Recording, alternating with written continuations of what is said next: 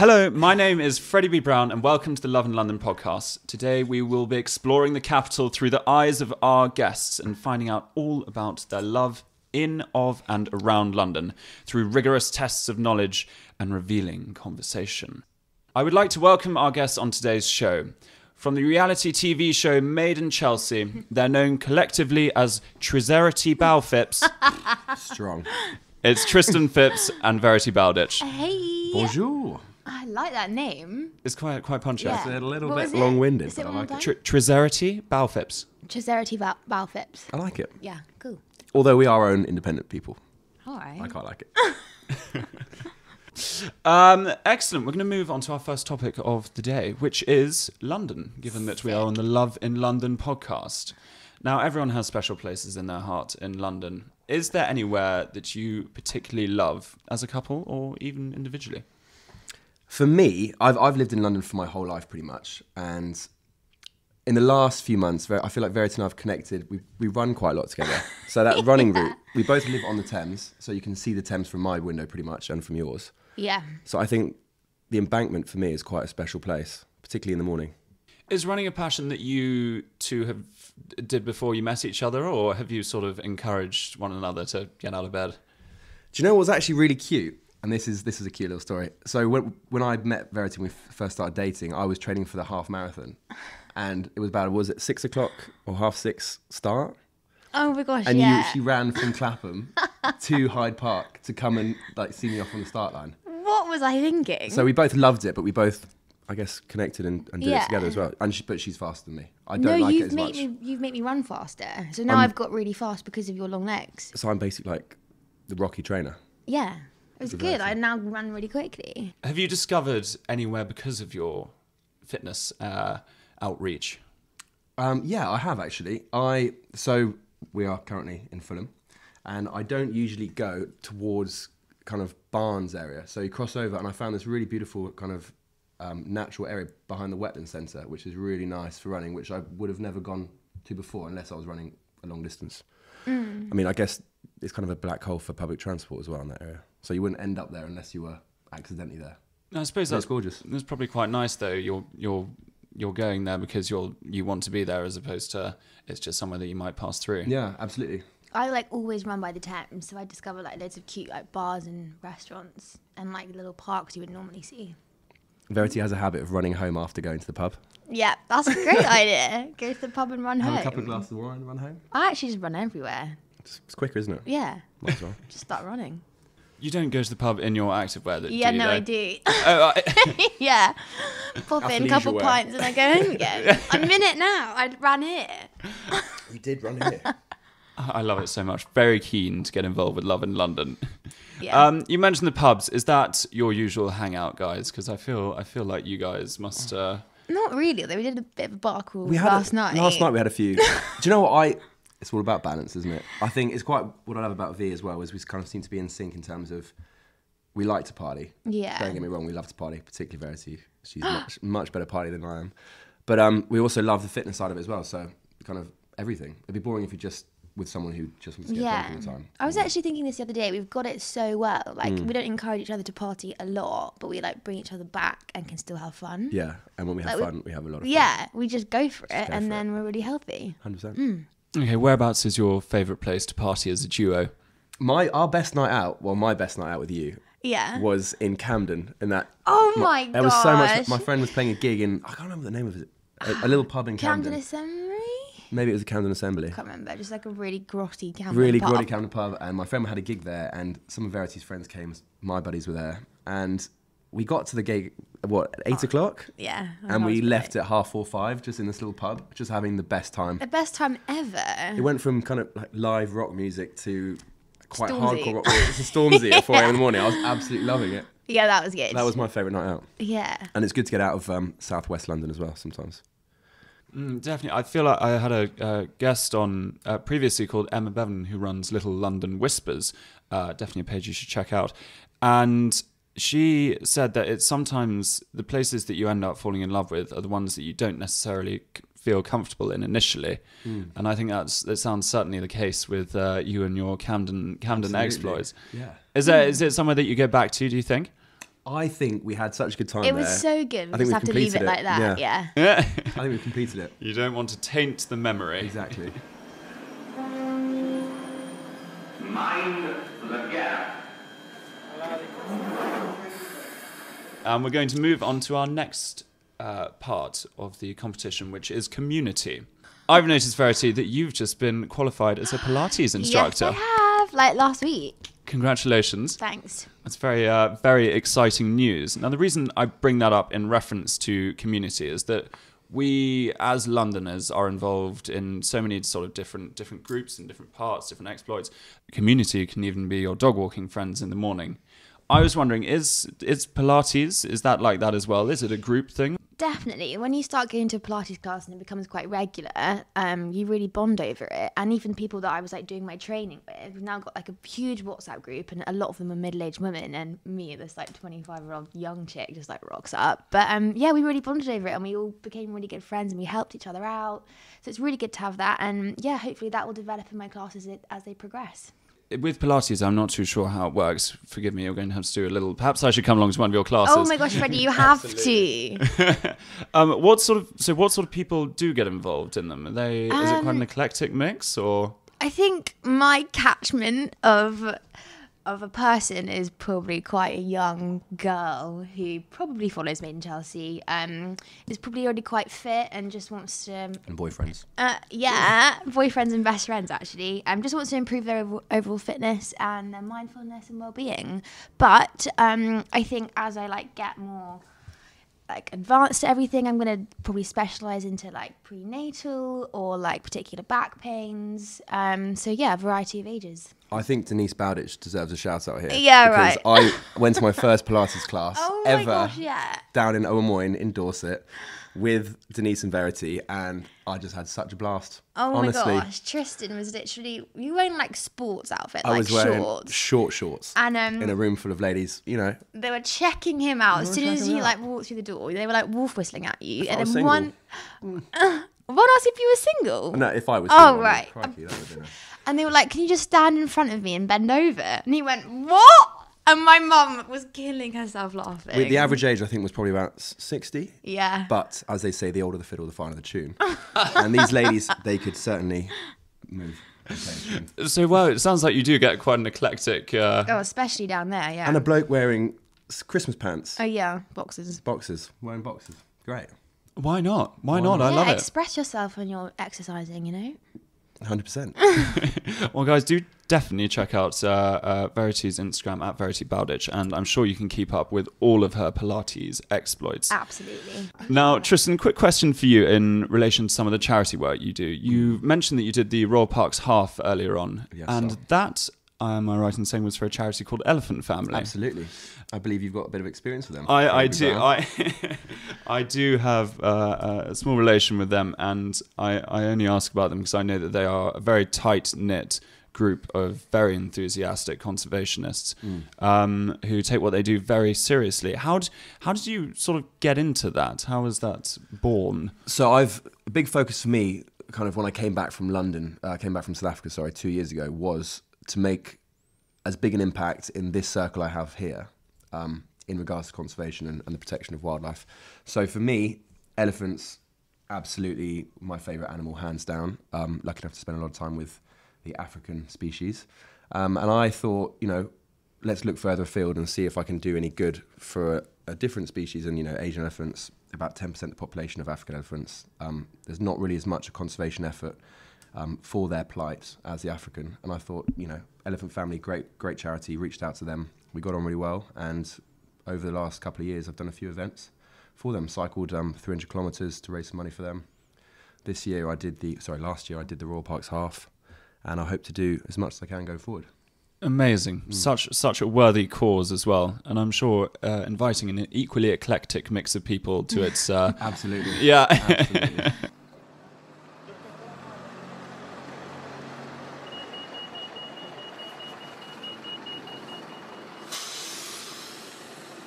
Both of you are famous for a reality TV show. I think I'm infamous. I think Verity's famous. I've got a question. What do you love about Made in Chelsea?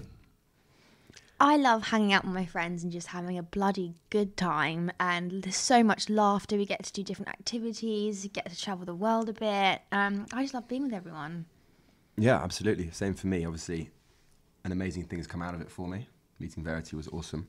But it is great, isn't it? You get to meet loads of different people. Again, as Verity said, you get to travel the world. And it's good fun. I'm not going to lie to you. It's a laugh. Definitely. I mean, it very much looks it. So obviously with the reality TV comes the whole Instagram and Twitter and all the rest of it. Has that impacted your life in a positive way? Have you managed to use that to go out and spread some love? Absolutely. I think from my side, a big reason for me joining the show, and I'm not afraid to kind of say this, was there was more I wanted to do later on the line.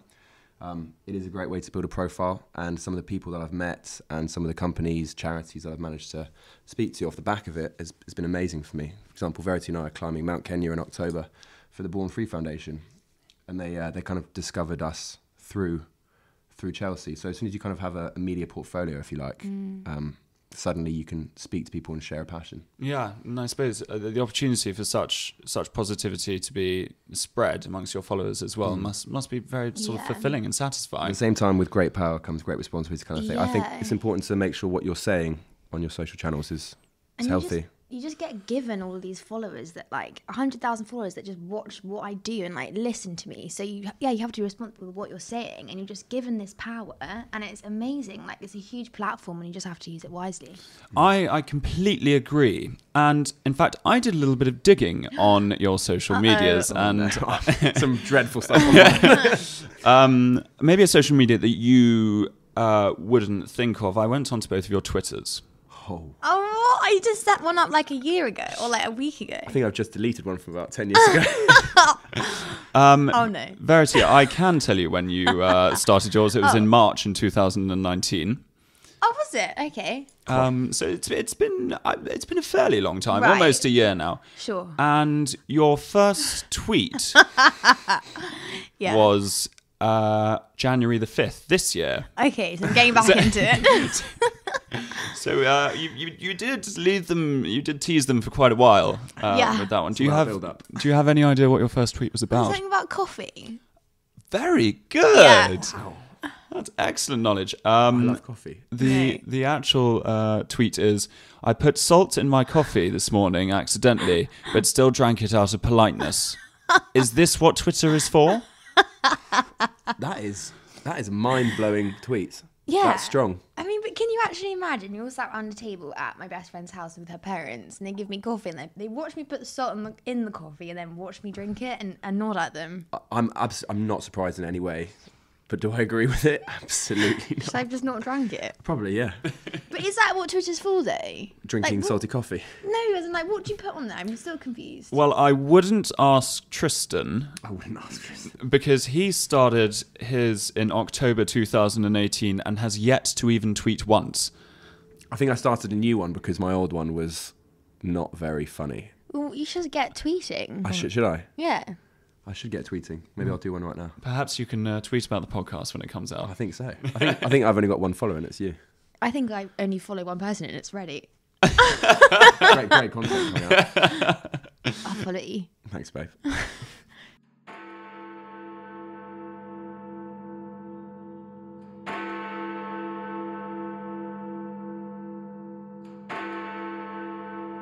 We're talking about love your partner. Oh, I do love you. Oh, babe. I love you. That was absolutely beautiful. We didn't need any more. I kissed Freddie there. That wasn't Verity. I was kissing. I've got a question. Where did you two meet? We met at Winter Wonderland. What a place to 3 meet. years ago? 2 years ago. 2 years ago. I spied her across the Bavaria beer tent. No, I think The I mood was spied you, set. actually. I'm quite a lot easier to Do you spy, even to be remember fair. meeting me then? I think I'd had a Did few you clock me? lager beverages. I clocked you. Okay. But I was like, oh, shame. Oh, yeah. She was you only taken. stayed for a bit, and then you went off, and I was like, oh, I wonder why they're going. I saw you and went, I can't bear to be in the room. I same just room thought as you were with that. quite cool. I am quite cool to be fair. Not, you're actually I'm not. not. Quite cool. Actually, no. Verity thought I was really boring before she got to know me. Yeah. That's a true I was story. just a bit wary if you were boring or not. She's like, I'm really worried that Don't you Tristan think might Tristan be comes boring. across as a bit of a dad and quite responsible and a little bit boring? I don't know if you're dropping hints Freddie there, knows Verity. me. Yeah, he knows I'm a good time guy. Just because I'm the one who's like, all right, guys, simmer down. I'm not boring for You're you not. listeners. You're please. actually really not. So did you speak to each other when you saw each other first on that fateful evening? I mean, it was like 2 words. Like, yeah. hello, I'm Verity. Verity was dating someone, and I was with someone else, and it wasn't an ideal. It was just all... Both those people we don't speak to anymore, so it's all worked out for the best. That's all right. Well, we're all about love and positivity here, and Too right. from what I can see now, I can't stop smiling, and neither can they. Oh, what? But it doesn't always go well. Have you had any awkward or bad dates that you've been on that have, I don't know, it could be even a positive influence that they've had? The two of us? Yeah, or even weird dates. When we got together, like it all happened in Argentina. We ended up like living with each other after knowing each other for like a month, Yeah. or like dating for like 3 weeks, and we'd like never been out to dinner with each other. That was, yeah. So I was like, let's go out for dinner, and it turned out that you couldn't get any alcohol because like the president was being elected, and I was like, oh yeah, that was- no. Oh no, I'm gonna have to So we sit had here with to boring sit- Tristan without Yeah. any alcohol. I was like, really, this is bad. We're like, oh, should we just cancel the date then? We still had dinner. We did still have dinner. It But wasn't an ideal first date though. before that happened, Verity took me aside and was like, Tristan, we've been spending so much time together, but can we just spend time together without Miles? 'Cause we were living with Miles at the time, the 3 of us. So she kind of like dropped the hint that I should probably make more of an effort for us to spend one-on-one time, which I completely get and completely agree with in hindsight. So how did the dinner go? I had an was absolute alright. blast. It's dreadful, absolutely dreadful. It was good. Like, Yeah, it was good. The food wasn't great, was it? We No. shared salmon. I didn't really like the restaurant either. It was the third time we'd been to the restaurant. Exactly. We shared salmon tagliatelle, which was After walking the wasn't streets for al like dente. 2 hours as well. Yeah, I mean, I just enjoyed spending time with you, so I thought it was fun. Is food something that you two have found that you bond over? Obviously, running's quite a big thing. Is food another one? Yeah, I mean, Verity is pescatarian and vegetarian. Flexitarian, is that what it is? No, so never eat Is that how you animals. identify it's just yourself? On land vegan. On land vegan. So she's kind of opened my eyes to a different way of feeding, which I've actually adopted, and I feel so much better for. So for that, I thank you. Yeah. But food is definitely something Yeah. to share. Tristan's so good at cooking. Like everything he makes, I'm like, oh my gosh, yum. If Tristan's cooking, I'm there. Thanks, babe. You're just great. I really enjoy it. It's really healthy as well. Okay, Tristan, what is, without answering too quickly, Verity, what is Verity's favourite meal? Scrambled eggs in the microwave. One of my colleagues asked me recently, he was in a bit of trouble because he was taking a girl out on a first date. Do you think, because I've seen you two rolling around with pigs in the mud, Great date. and obviously I've heard about your dinners, what do you think makes a good first date? And where in London can you do it? Very good question. I think an activity. Yeah, and something you both can bond over. Yeah. So like us being in the pigsty was great because we both love animals. Absolutely. And And there was like there's like flow to it. I think if you sit down, it's a first date. Yeah, a bit much. If you commit to like a meal, a 3-course meal, it can get a bit. You need to build the rapport before you get to that stage. Yeah, and also just like something activity. that like pushes you a little bit out of your comfort zone, so you feel more Absolutely. natural. Yeah. Rather than just being at dinner, you can't. Not really that. It's been done. Dinner's been done. Yeah. Think of something more original, guys. Something that makes you yourself. Yeah. So identify something about you and then go and Yeah. roll around with it in some mud. Yeah. Exactly. Yeah. And we or both- maybe just go to the pigsty. It was great for anyone. I said this. I was like, I don't think I could have this much fun with anyone else in this pigsty. And it was absolutely fantastic. We just had such a great time. Yeah, we Thought actually did, didn't I we? snogged you. Yeah. Kissed you. Well, you've heard it. If you want to go on a first date in London, go to the pigsty Yeah, or no, maybe the wetland definitely. centre or something along The those wetland lines. centre is great. I think it's definitely a theme that we've had is that very much in London it's about getting out of your comfort zone. Absolutely. And that's when you end up discovering the places that are really amazing and do end up having sentimental value. Yeah. Do you remember the pig's name? Wilma. No way! Wow. Yeah. Look And at- Betsy. Oh yeah, Betsy. Oh, that's so sweet. And that leads us very nicely onto our next topic, animals. Yes. Our favourite.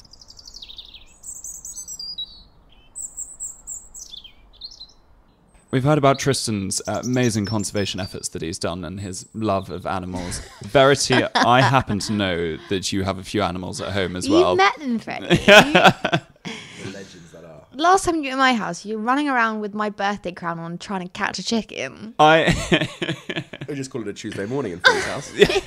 Yeah. You have a sheep called... Alan and Lulu. And when did you first get Alan and Lulu? Well, I've literally had... My parents have had sheep when I was born. So for me, sheep are like dogs. Like, it's so natural to be around them and so natural just like go and sit and hang out with the sheep. Like, that's just always been a thing. But we've had them for... I have no idea. They all blend into one. We've had so many sheep. I was so surprised at their personalities, though. Yeah. You look at a flock of sheep and you think, great animals, but probably wouldn't have a good conversation with them.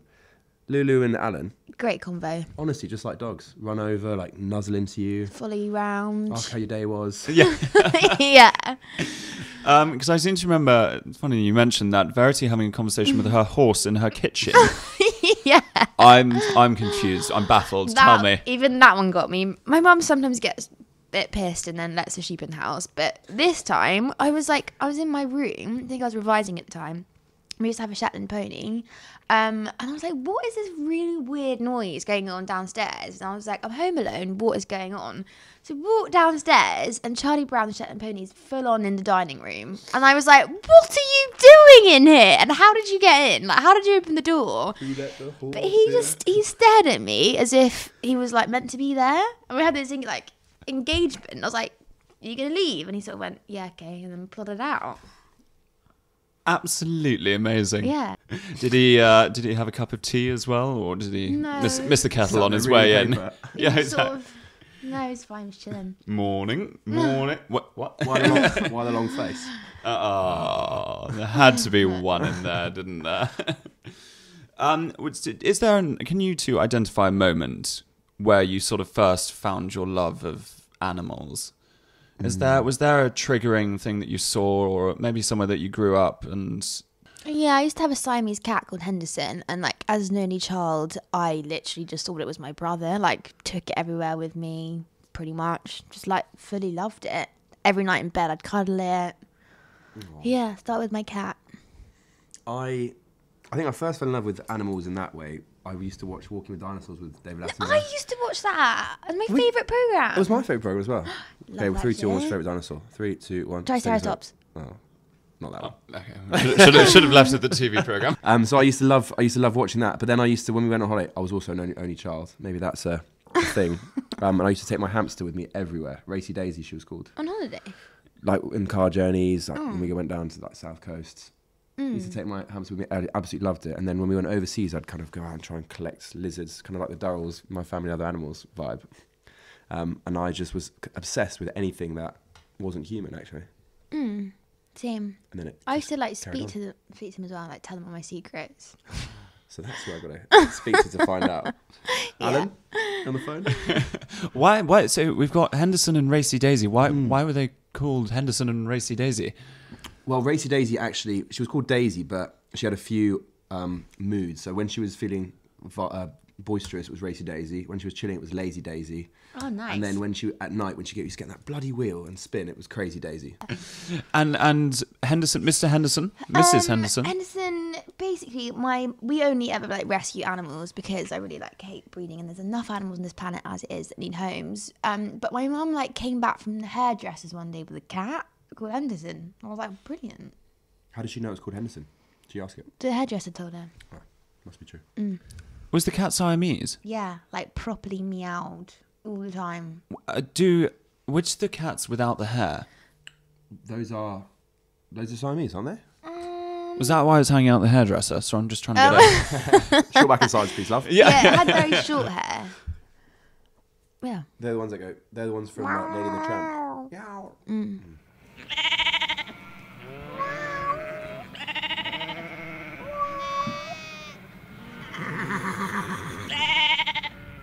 And to finish off now, guys, I've asked all of the guests so far to describe a place and time in London that means something to you, that you absolutely love. We've had sunsets, sunrises, we've even had moments in nightclubs. What means something to you? What do you love? Is there a moment that you love about London? Yeah. So I actually went to university, King's College in London, and I used to study really hard in the library. and running again, I just used to like run through the city, and everyone was like in their suits, and I'd just be in my running gear, and I'd run back to the library and just keep revising. The library and running. Nice. Strong answer. Yeah. I used to work in Soho. I was a bartender in Soho. So I used to work late shifts, but I used to finish and I'd be really sober and everyone else would be really drunk. So I used to absolutely love walking, if it was a nice summer evening. I love the fact that the sun would set late. And I used to love walking home through Hyde Park, like jump over the fence and walk through Hyde Park when no one's in it.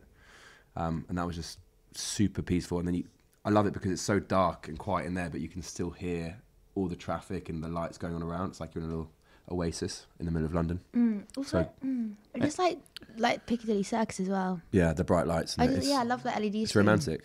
London's a really romantic city. City of love.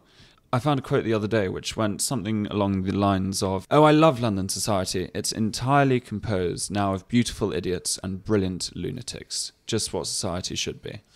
And I thought that was a perfect analogy. It's interesting that you both brought up the fact that you enjoyed the sort of contrast. So Tristan was enjoying the contrast between the life, the big lights and the life outside, and Verity was running through a city of businessmen. I think that's... the amplification via juxtaposition. I love it. Along with London. I do love London. London's great. London is great. We're going to wrap it up there. Thank you both so much for joining me, and make sure to check out both Tristan and Verity's Instagrams to keep up to date with everything they're doing. That's Tristan.Phipps and Verity Bowditch. If you are not already, make sure you get your photos submitted to the Love in London photography competition and give us a follow at Love in London 2020. I'd like to say many thanks to our charity partner Relate and everyone who's supported us so far. I've been your host, Freddie Browne. It's goodbye from Trisarity. Hasta luego. Bye. Bye. And it's goodbye from me.